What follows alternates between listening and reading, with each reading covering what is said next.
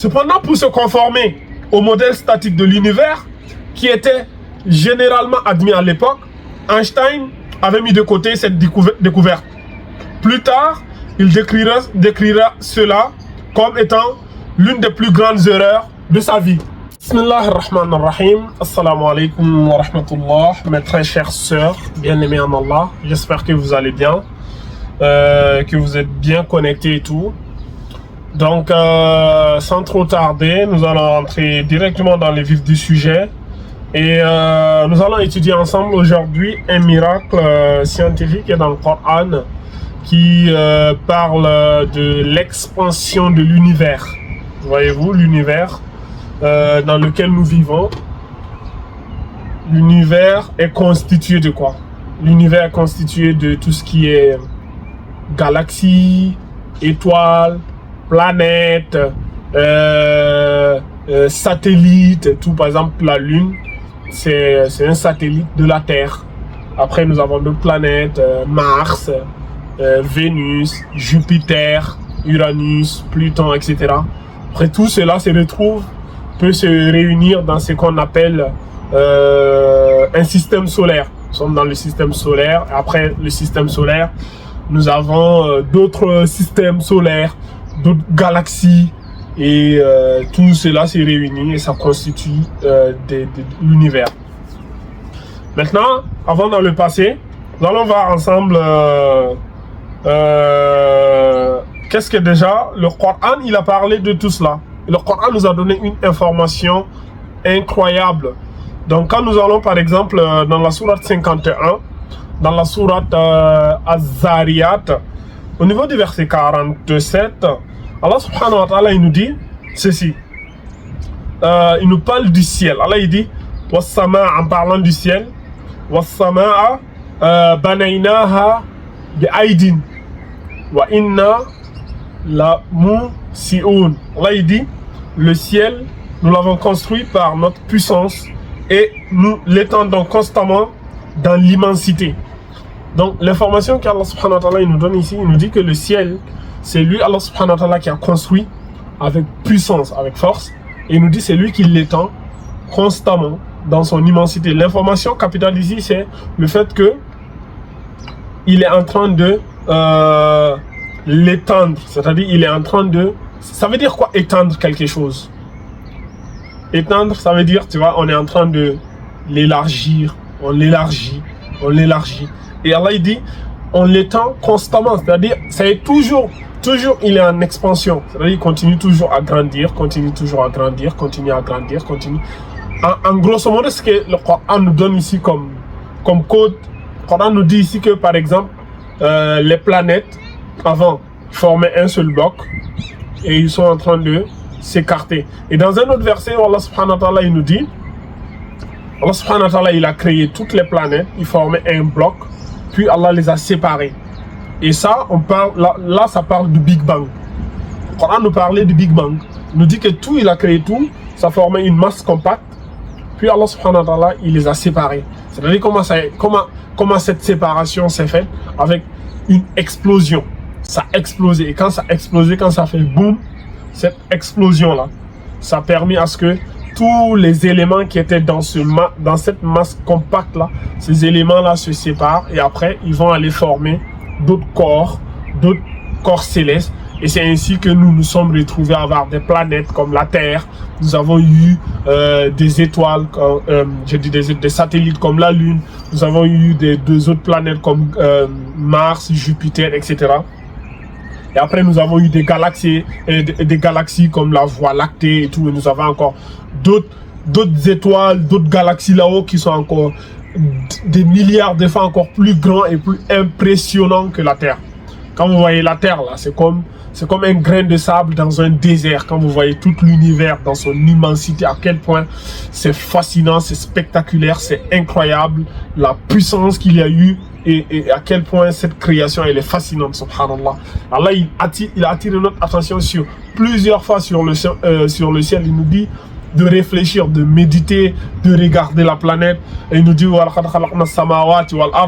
quand nous regardons la création, dans la création des cieux et de la terre, il y a des preuves pour des gens qui ont, qui ont un cerveau. Quand tu analyses cela, tu te dis, mais subhanallah, il n'a pas créé tout cela en vain. Tout cela n'a pas été créé vainement. C'est pas possible que tout cela ait été créé pour rien, sans aucun but. Ça serait absurde, tu vois. Donc, ici, qu'est-ce qu'on peut dire sur ce verset-là? On peut dire que le mot ciel, tel que mentionné dans ce verset, est utilisé en divers endroits du Coran.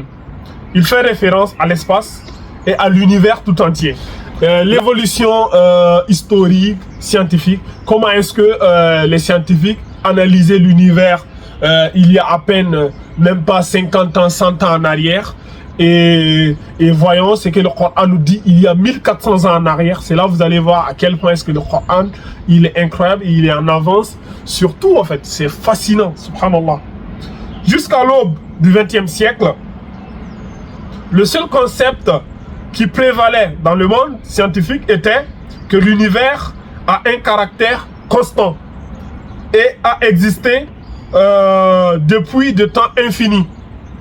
Donc, eux, ils pensaient que l'univers, il était constant, c'est-à-dire, voilà, l'univers est formé, et voilà, c'est-à-dire, l'univers, il n'y a pas d'expansion ni rien, en gros, l'univers est là, de façon constante, c'est-à-dire, la création est déjà finie, plus rien ne se passe, tout se fait constamment, mais non, on nous disait non, tu vois, et ça, c'est ce que les scientifiques, depuis tous les siècles, jusqu'au XXe siècle, c'est comme ça que les gens voyaient cela. Cependant, la recherche, les observations et les calculs effectués grâce à la technologie moderne ont révélé que l'univers a eu en réalité un commencement et qu'il est sans cesse en expansion. Donc, les scientifiques eux-mêmes aujourd'hui, ils sont d'accord que l'univers a un début. L'univers, il n'a pas toujours existé et il n'existera pas toujours. Tu vois, il a un début et il a une fin. Tout le monde est d'accord. Tout scientifique sérieux aujourd'hui te dira que l'univers a un début et il a certainement une fin. Rien n'est, comme on dit, rien n'est éternel sur terre. Voilà. Rien, tout va disparaître. On va tous disparaître. Là, il nous dit Kullu man alayha fan. Kullu man alayha fan. Tout est voué à disparaître. Wa yabqa wajhu rabbika zul jalali wal ikram. La seule chose qui va subsister et qui subsistera, c'est la face de ton Seigneur, pleine de majesté et de gloire. Le Coran sont clairs. Tu vois, Allah même il nous décrit comment tout cela va disparaître. Dans la sourate Qiyamah là. فإذا برق البصر وخشف القمر وجمع الشمس والقمر يقول الإنسان يومئذ أين المفر كلا لا وزر إلى ربك يومئذ المستقر. Allah il parle quand il y aura le tremblement de terre, quand la fin du monde va commencer à arriver, toutes les catastrophes naturelles vont commencer à se manifester là. L'être humain, l'humain c'est comme ça dans sa nature, c'est un peu heureux. Dès que ça chauffe, il prend la tangente, il va vouloir fuir. Et les humains ils vont dire, mais attends, nous on veut fuir pour aller là-bas, là-bas aussi ça tremble. Mais attends, qu'est-ce qui arrive à la terre? Iza zulzilatil ardu zilzalaha, tu vois? Wa akhrajatil ardu asqalaha, wa qala al-insan ma laha. L'être humain, c'est-à-dire quand la terre va se mettre à trembler, ça sera un séisme terrible le jour de la fin du monde. Et l'être humain m'a dit, mais qu'est-ce que la terre est là? Mais qu'est-ce qui se passe aujourd'hui? C'est incroyable. On n'a jamais vu ça, on n'a jamais entendu parler de ça. C'est fascinant. Et l'être humain va commencer à fuir. Il va dire, il va dire, mais on va fuir pour aller où? Là où tu veux aller fuir, là-bas aussi ça tremble. Tu n'as plus d'échappatoire. Il n'y a pas d'échappatoire. Ce jour-là, tout le monde se dirige vers un seul endroit. Il a Rabbika, vers notre Seigneur. Donc c'est ça. Donc le Coran nous détaille cela. En fait, il n'y a aucun livre au monde, aucune religion au monde n'a détaillé comment est-ce que la fin du monde aura lieu, comment est-ce que la vie après la mort aura lieu, comme l'islam. L'islam nous le décrit, mais c'est comme si tu le voyais en fait. C'est incroyable, c'est fascinant comment le Coran nous a décortiqué ça, comment la fin du monde aura lieu, comment la résurrection, tout ce qui se passera Yawm al-Qiyamah, la discussion, tout en fait. Le jour de la résurrection, comment ça va se dérouler, on a des hadiths, on a des sources, tout a été détaillé, même comment les gens vont rentrer au paradis, tout. Le Coran nous a révélé tout ce qui est passé, tout ce qui existe et tout ce qui va venir. Ça, c'est fascinant, subhanallah. Donc, une petite... on va aller voir un peu l'histoire, voir par où ils sont passés pour arriver à de telles conclusions? Au début du XXe siècle, le physicien russe Alexander Friedman et le cosmologue belge Georges Lemaître ont estimé, d'après des calculs théoriques, que l'univers est en mouvement constant et en expansion. Donc ces deux-là, ils ont fait leurs calculs théoriques, c'est-à-dire au début du XXe siècle. Hein. Donc c'est qui Alexander Friedman, un russe, et le belge Georges Lemaître, ils ont estimé, d'après les calculs théoriques, que l'univers est en mouvement constant et en expansion. Donc c'est au début du XXe siècle. Le Coran est au 7e siècle. Tu vois? Donc il y a combien de siècles de différence? Il y a minimum 12, il y a 13 siècles de différence. 1300 ans plus tard. 1300 ans plus tard qu'ils ont fait ces recherches-là. Des observations en fait en 1929 validèrent cette théorie. En observant le ciel avec un télescope, l'astronome américain Edwin Hubble découvrit que les étoiles et les galaxies s'éloignaient constamment les unes des autres. Cette découverte est considérée comme étant l'une des plus grandes découvertes de l'histoire de l'astronomie. Donc, il a découvert que les étoiles s'éloignaient les unes des autres. Ça les a fascinés. Durant ces observations, Hubble établit que les étoiles émettent une lumière qui a tendance à se décaler vers le rouge selon leur distance. Cela car, selon les lois très connues de la physique, le spectre des rayons lumineux s'orientant vers le point d'observation ont tendance à se décaler vers la couleur violette, alors que les spectres des rayons lumineux s'en éloignant ont tendance à se décaler vers la couleur rougeâtre. Durant ces observations, Hubble constata que la lumière émise par les étoiles se décalait vers le rouge. En résumé, avec le temps, les étoiles s'éloignent de plus en plus. Les étoiles et les galaxies ne s'éloignent pas seulement de nous, mais elles s'éloignent aussi les unes des autres. Bon, en résumé, en fait, il a pris des lumières et ça avec ses observations lumineuses, il a vu, mais attends, imagine tu places un point A ici et un point B ici. Et tu viens encore, je sais pas, 2 semaines après et tu trouves que par exemple, là, le point A et le point B fait par exemple, là, je dirais 5 cm là. Et demain, tu trouves que le point A, il est là et le point B, il est là. Donc, au lieu que ça fasse 5 cm, ça fait 15 cm. Et il vient 3 semaines après, le point A et le point B se trouvent là. Ça fait 30 cm. Donc, il s'est rendu compte que, mais attends, ces lumières s'éloignent les unes des autres. Ça veut dire que les étoiles et les galaxies s'éloignent aussi les unes des autres. Est-ce que tu vois? C'est là, ça l'a fasciné. Donc, ils sont arrivés à la conclusion pour se dire, mais attends, donc ça veut dire que les étoiles, ils sont pas constants, ils sont pas fixes, ils s'écartent les unes les autres.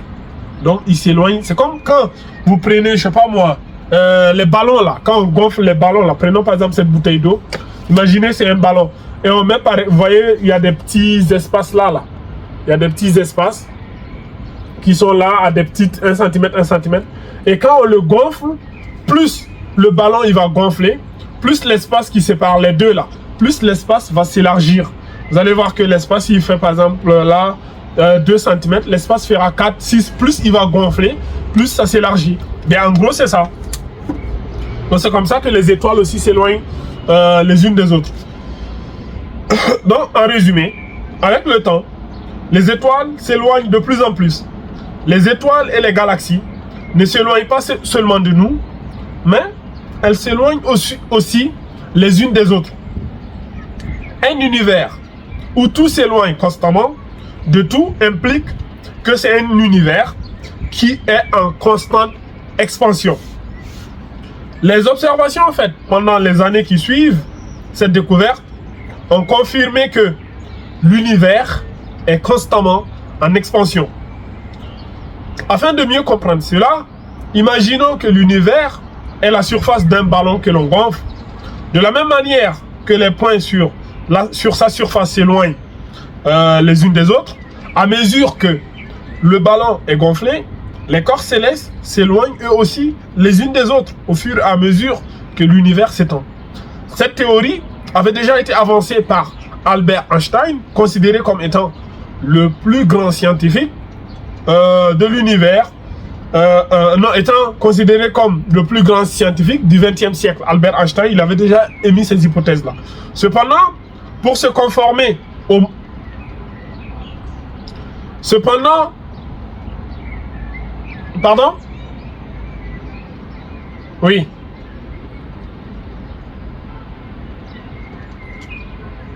Oh. Ta question est de savoir comment Einstein il a découvert cela. Est-ce qu'il n'avait pas tous les outils? C'est très bien. Je vais vous donner la phrase qui suit là et je vais t'expliquer pourquoi est-ce que il est revenu ou il n'a pas confirmé cela. Cependant, pour se conformer au modèle statique de l'univers, qui était généralement admis à l'époque, Einstein avait mis de côté cette découverte. Plus tard, il décrira cela comme étant l'une des plus grandes erreurs de sa vie. Einstein, il avait bien compris cela. Il avait réussi à découvrir, il avait découvert que l'univers était en expansion. Lui-même, il a vu ça dans ses études. Mais il était le seul à voir ça. Dans tout le monde scientifique de son époque, tout le monde était, voilà, tout le monde, l'idée qui était approuvée et généralement, voilà, répandue chez tout le monde scientifique, on enseignait partout, c'est l'univers est statique. Et l'être humain, quelque chose qui est fascinant avec l'être humain, on a cette faculté d'être des conformistes. On est des moutons, on aime suivre la masse. C'est-à-dire, si tu te lèves le matin, et que dans toute la société, par exemple, tout le monde sort sans porter un habit, par exemple, tout le monde sort sans porter d'habit, et que toi, tu es le seul qui sort dehors avec un habit, du coup, tu deviens bizarre. Tu n'es pas comme tout le monde. Et c'est du genre, par exemple, nous, aujourd'hui, on sort tous habillés. Si quelqu'un sort dehors sans être habillé, cette personne sera bizarre. Donc, tu es obligé de te conformer, en fait, à la masse. Et l'humain a cette tendance-là. Et il y a un livre super puissant que je vous recommande à lire, qui s'appelle « Influence et manipulation » de Robert Cialdini. Vous allez voir à quel point les humains ont cette tendance-là à suivre. On appelle ça la preuve sociale. On aime se conformer à la masse. Si tout le monde croit à quelque chose, ben, on a tendance à croire à la même chose que les gens. Si tout le monde a tendance à faire quelque chose, cette chose-là, on a tendance à suivre, même si on ne comprend pas pourquoi. Ben, même les grands scientifiques aussi ont ce réflexe-là. Parce que avant d'être des scientifiques, c'est des humains avant tout. Si partout, tout le monde croit à la même chose, tous les scientifiques disent que l'univers est statique, et toi seul, tu viens de le dire, toi, tu fais une découverte, tu trouves que c'est pas statique, et tu le dis, ils vont te dire, mon ami, il faut ranger tes recherches là. On dit qu'on va pas l'approuver, mais la tendance naturelle humaine, ça sera de dire, ok, puisque personne ne veut, mais moi, je suis la masse. Et c'est là où l'islam est puissant. L'islam n'est pas venu pour se soumettre à la masse. Voilà pourquoi le messager d'Allah sallallahu alayhi wa sallam a dit, l'islam est étranger et il va redisparaître. À la fin du monde, l'islam va être étranger. Et le messager d'Allah dit, annoncer la bonne nouvelle aux étrangers. Les étrangers, c'est eux qui auront le paradis. En gros, ça veut dire, quand l'islam apparut, tout le monde était païen, polythéiste et tout. Ils détestaient l'islam, ils l'ont combattu. Et les musulmans, ceux qui acceptaient de se soumettre à Allah subhanahu wa ta'ala, ces gens-là, c'était une minorité. Une extrême minorité, et ils étaient faibles, ils étaient combattus. Pour être musulman, c'était dur, mais ils ont tenu face au choc.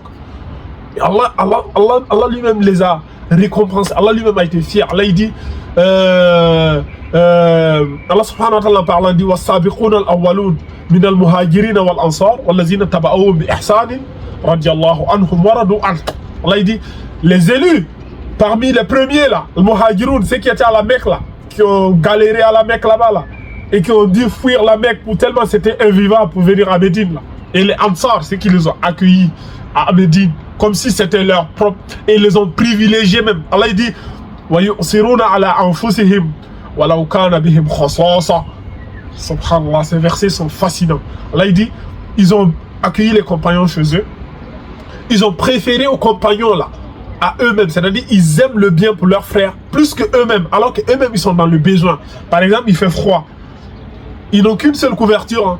Mais ils préfèrent prendre la couverture donnée à leurs frères, alors qu'eux-mêmes, ils ont froid. Ils préfèrent, eux, avoir froid que leurs frères.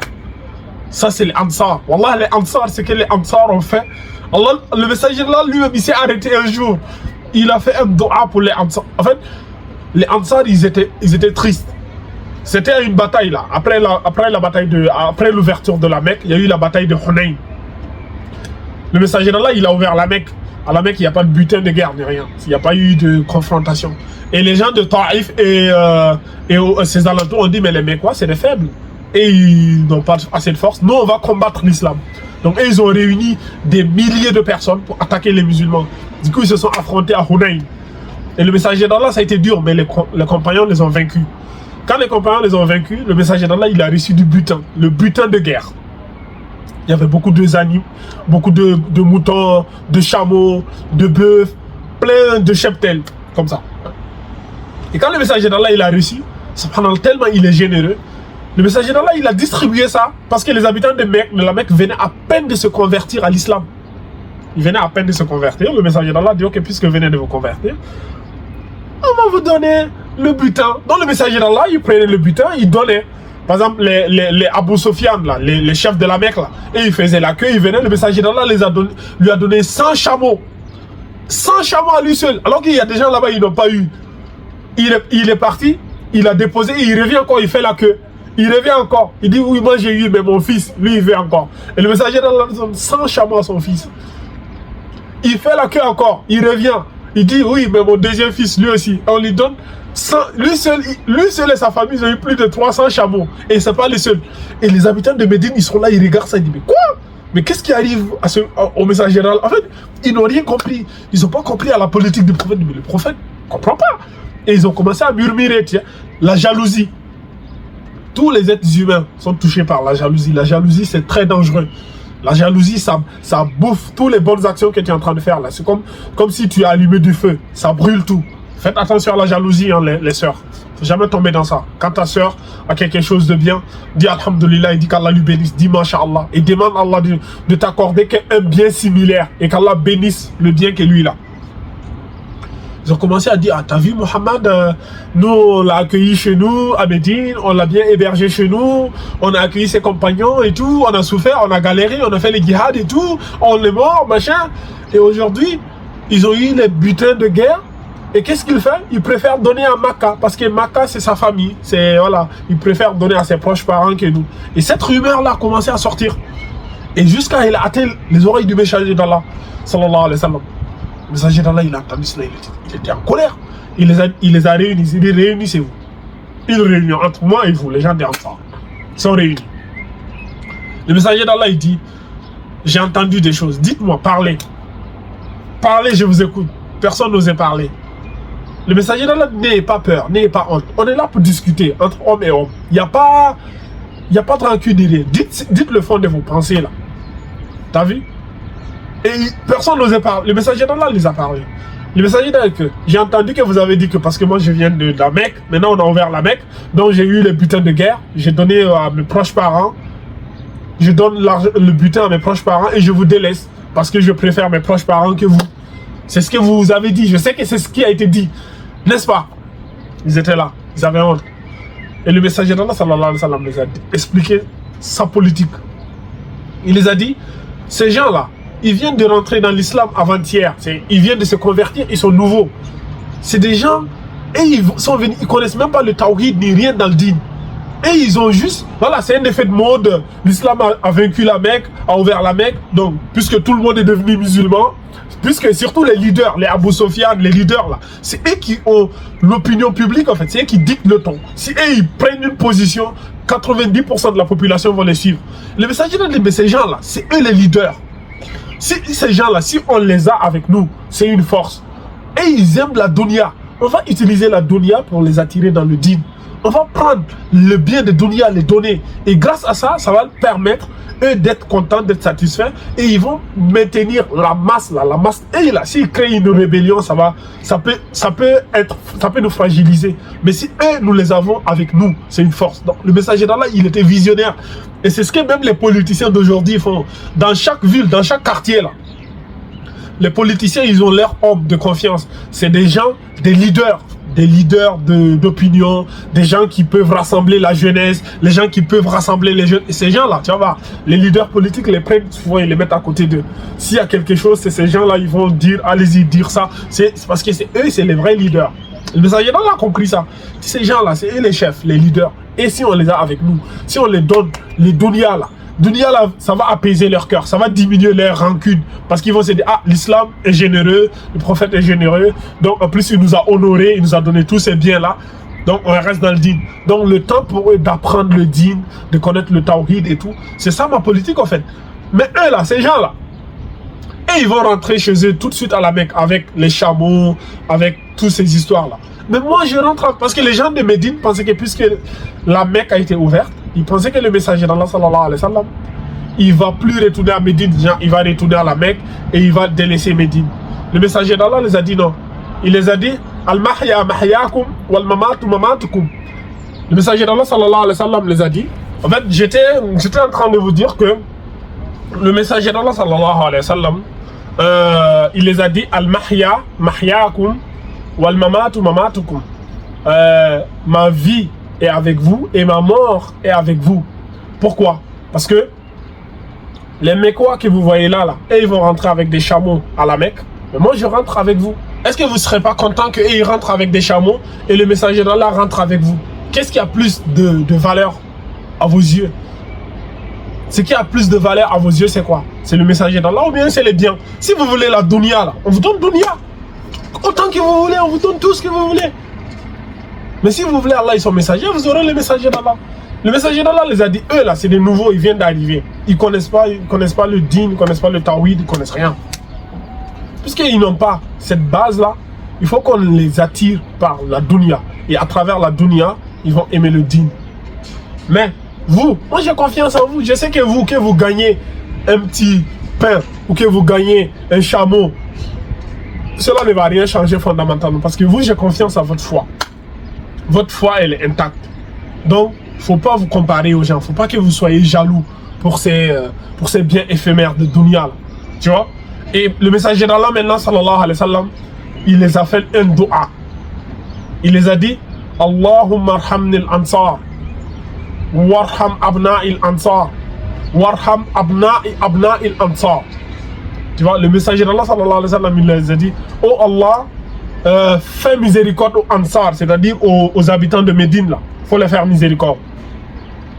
Et il a dit, fais miséricorde à leurs enfants, les enfants des ansar, là. Fais leur miséricorde. Et fais miséricorde aux abna'i al-ansar. Fais miséricorde aux enfants des ansar, c'est-à-dire à leurs petits-enfants. Il faut les faire miséricorde. Subhanallah al-azim. C'est-à-dire, les ansar, leurs enfants et leurs petits-enfants, toute cette génération-là, ils sont rentrés dans le doua de messager d'Allah, sallallahu alayhi wa sallam. Donc, ils ont tous été fait miséricorde parce que le messager d'Allah, doua mustajab, son doua est exaucé. Donc, c'est eux on appelle les trois générations. Vous entendez souvent l'histoire qu'on vous dit, les trois générations, non? Vous l'avez déjà entendu, oui ou non?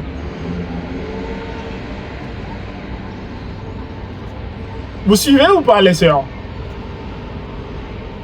Il y a la sœur Awa qui... Il y a la sœur Awa qui nous a rejoint, ma sœur, ça va?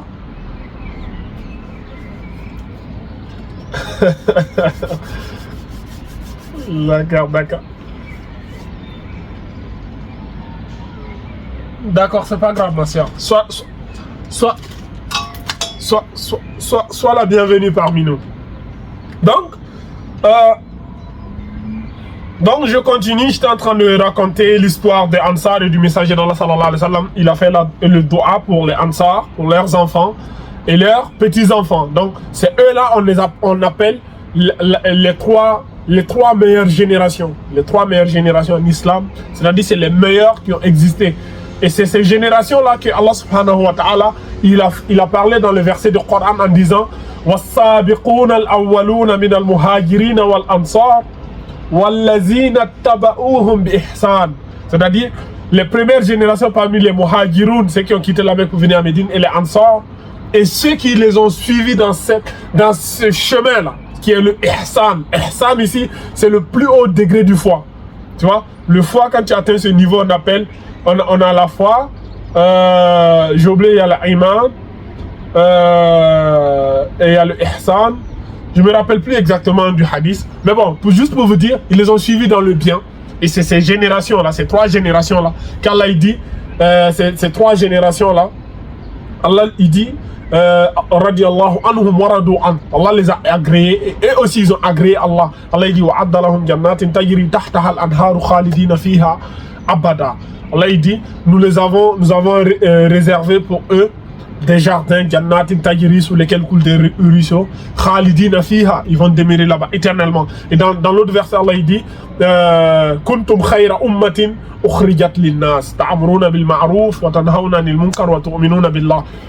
Allah subhanahu wa ta'ala dit vous avez été la meilleure communauté qu'on ait fait surgir pour les hommes. Pourquoi? Parce que vous ordonnez le convenable, vous interdisez le blâmable et vous croyez en Allah. C'est pas ils ordonnent le bien, ils interdisent le mal, non. C'est au-dessus de cela. C'est-à-dire ils ordonnent le convenable et ils interdisent le blâmable. Et ils croient en Allah. Tu peux faire le bien, mais si tu ne crois pas en Allah, ça ne sert à rien. Tu vas avoir ta récompense dans le dunya. Mais yawm al-qiyamah, tu n'auras rien. Donc Allah il dit, vous croyez en Allah, vous ordonnez le convenable et vous interdisez le blâmable. C'est pour cela les savants ont dit, Allah il a parlé au passé en disant, kuntum, vous avez été, kuntum khayra ummatin, vous avez été. Donc ça veut dire, si tu es un être humain aujourd'hui, à notre époque, en 2024, et que tu ordonnes le convenable, tu interdis le blâmable et tu crois en Allah, tu fais partie de ces gens-là, des meilleures communautés. Tu vois. Donc en gros c'est ça, c'est juste pour vous montrer l'importance des compagnons, l'importance de ces gens-là. Et juste aussi vous rappeler un verset où Allah il dit, après cela Allah subhanahu wa ta'ala a révélé un verset en disant Wama atakumur rasulu fakhuzouh wama nahakum anhu fantahu, pour dire que ce que le messager d'Allah il vous donne, prenez, et ce qu'il vous a interdit, abstenez-vous-en. Ce qu'il vous a pas donné, abstenez-vous-en. Faut pas penser à cela. Donc c'était pour éduquer les gens. Et ce verset-là, jusqu'à aujourd'hui, il est appliqué pour ces individus qui apparaissent sur les réseaux pour vous dire « Oh, nous on est des coranistes, nous on est su que le Coran, nous en gros la sunna, on s'en fout, sunna, on jette à la poubelle. » Ces gens-là, c'est des égarés. Ils n'ont rien compris à l'islam. En islam, tu ne peux pas dissocier le Coran et la sunna. Le Coran et la sunna, c'est une pièce, c'est 2 faces d'une même pièce. Le messager d'Allah lui-même a dit « Je vous laisse avec 2 choses. Le Coran et la Sunna, si vous les suivez, vous n'allez pas vous égarer. Ce verset-là même nous confirme que voilà, c'est le messager d'Allah qui a décidé de donner. S'il donne, c'est comme si c'est Allah qui l'a révélé. Allah il dit wa ma yantiqu anil hawa in huwa illa wahyun yuha 'allamahu shadidul quwa. Le messager d'Allah, il ne dit rien, il ne fait rien sous l'effet de la passion. Il ne regarde pas ce qui lui plaît pour faire. Tout ce qu'il dit ou il fait, c'est Allah qui lui a révélé. Donc toutes les actions, toutes les paroles, tout ce que le messager d'Allah il a fait, c'est en gros c'est Allah qui l'a révélé. Donc ça c'est des modèles pour nous. Et c'est ça on appelle la sunna, c'est ça on met dans ça, les savants ont étudié, ils ont classifié ça dans les hadiths et tout, dans les paroles, dans les recueils authentiques. Donc ne tombez pas dans ce piège là. Apparemment aujourd'hui c'est un phénomène de mode de dire oh, on n'écoute pas le Coran, on veut juste on n'écoute pas la sunna, on veut juste le Coran. Vous êtes des égarés. Si tu es musulman, tu prends le Coran, tu rejettes la sunna, tu es un égaré. On te l'informe, que ça te plaise ou pas. On n'est pas là pour dire ce qui plaît à quelqu'un. On est là pour dire aux gens ce qu'Allah et son messager ont dit et comment les savants, les pieux prédécesseurs, les premières générations, comment eux ils ont compris. Et ils ont compris l'islam mieux que nous. Quoi que tu comprennes dans l'islam aujourd'hui, les compagnons et ceux qui ont suivi les compagnons, ces 3 générations-là, et ils connaissent mieux l'islam que toi. Même si tu veux aller étudier en Chine, il faut aller étudier sur Mars. Ces gens-là, ils connaissent mieux l'islam que toi. Tu vois? Donc c'est la compréhension de ces gens-là que nous on utilise. Est-ce que vous voyez? Donc, tombez pas dans ce piège-là. Donc, en gros, ma soeur, Awa, toi, tu es venue à Rita. En gros, on parlait ici du miracle de l'expansion de l'univers. Donc, on a un peu décortiqué ce que les scientifiques, avant les scientifiques croyaient que l'univers, il était statique. Et c'est au début du XXe siècle, il y a eu des scientifiques tels que Friedman, le russe, et un belge là, dont j'ai déjà avalé le nom. Et il y a eu Hubble. Voilà, et même Albert Einstein, on disait Albert Einstein, la sœur avait posé la question pourquoi Albert Einstein, il avait découvert, c'est là lui aussi, que l'univers était en expansion et que voilà, les étoiles, les galaxies s'éloignaient les unes des autres. Mais à son époque, l'idée, tout le monde croyait à un univers statique, donc il s'est conformé à la masse, il a suivi la masse, puis après, vers la fin de sa vie, il a dit c'est la plus grande erreur de sa vie. Donc, en gros, c'est ça. Donc, ce fait scientifique était décrit dans le Coran à une époque où les télescopes et les progrès technologiques n'étaient même pas encore conçus dans l'imagination de l'homme. Cela ne fait que confirmer que le Coran est bien la parole d'Allah subhanahu wa ta'ala, le créateur, le dirigeant de l'univers. Donc, Allah subhanahu wa ta'ala nous avait déjà parlé de tout cela. Donc, Allah subhanahu wa ta'ala, il nous dit dans le Coran, il nous dit le ciel, wa sama'a banaynaha bi aydin wa inna la musi'un. Le ciel, quand il dit le ciel ici, il parle de l'univers et de tout ce qu'il y a. En fait, le ciel, c'est quand tu sors dehors, tu lèves la tête. Tout ce qui est en haut là, ça peut être le ciel. Dans les Arabes, le ciel, parfois, ça peut désigner l'atmosphère. Parfois, ça peut désigner les étoiles, les galaxies ou l'univers, en gros. Donc, en gros, c'est ça. Donc, là, il dit le ciel, nous l'avons bâti avec notre puissance. Et Allah, il dit, nous l'étendons constamment dans son immensité. Donc, là, il parle ici l'action de l'étendre, étendre le ciel. C'est-à-dire, on l'agrandit, on l'agrandit. Donc, en gros, c'est ça. C'est ce que nous avons décortiqué, étudié ensemble avec ces sœurs-là dans cette madrasa pour que, voilà, que ça soit clair, que ça soit évident. En fait, l'avantage de ces cours, nous avons le temps de bien décortiquer les miracles du Coran, vous donner les détails historiques et vous donner aussi les détails de certains passages du Coran, essayer de décortiquer. Donc, par exemple, si c'est une courte vidéo de YouTube, c'est une vidéo de 10 minutes maximum. Mais là, on a le temps de rentrer en profondeur et je peux aussi répondre à vos questions en temps réel. Du coup, c'est encore plus j'ai envie de dire, c'est beaucoup plus intéressant comme ça. Est-ce qu'il y a des questions?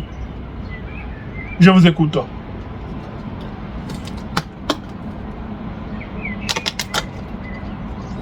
Aucune question. Masha'Allah, mais ça veut dire donc ça a été bien assimilé alors.